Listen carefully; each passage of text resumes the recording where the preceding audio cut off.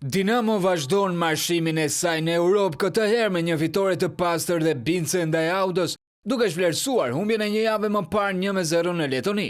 Blut e Ilir Dajës triumfuan me rezultatin 4-0 dhe siguruan kualifikimin në turin tjetër, duke dhuruar një tjetër paraqitje për të mbajtur mend. Dinamo nisi ndeshjen me kontrollin e lojës dhe kërkoi menjëherë golin, ndërsa për të zhbllokuar sfidën u desh të pritej minuta e 36. Çertaku shfaq në momentin e dur dhe dërgoi topin në rrjet, duke dhënë Dinamos avantazhin. Blut nuk u mjaftuan me kaq. Në fundin e pjesës së parë, pikërisht në minutën e 45, Çefalia realizoi golin e dytë dhe dërgoi skuadrën shqiptare në pushim me një avantazh të qetë, por mbi të gjitha të merituar. Në pjesën e dytë, Dinamo vazhdoi të kontrollonte ritmin dhe të administronte avantazhin, ndërsa Auda nuk gjeti forcën për të reaguar.